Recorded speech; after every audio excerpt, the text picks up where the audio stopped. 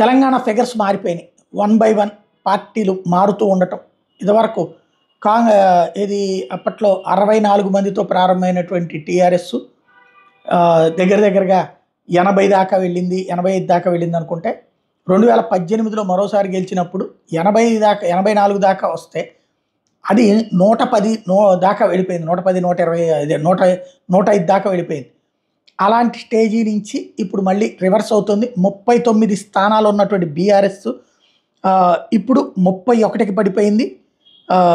ఇది టోటల్గా కాంగ్రెస్ పార్టీ 64 నుండి ఏదో మామూలు కాంగ్రెస్ పార్టీ 64 నుండి ఏకంగా 72కి చేరింది. బీఆర్ఎస్ 39 నుంచి 31కి పడితే కాంగ్రెస్ పార్టీ 64 నుంచి 72కి పెరిగింది.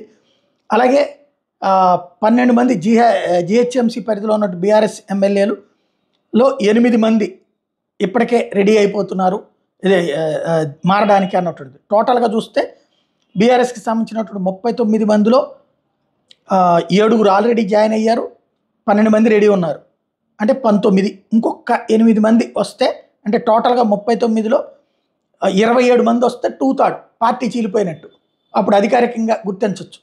అట్లాగే ఇంకొక 8 మందిని తీసుకొచ్చేటటువంటి ప్రయత్నం రేవంత్ చేస్తారు.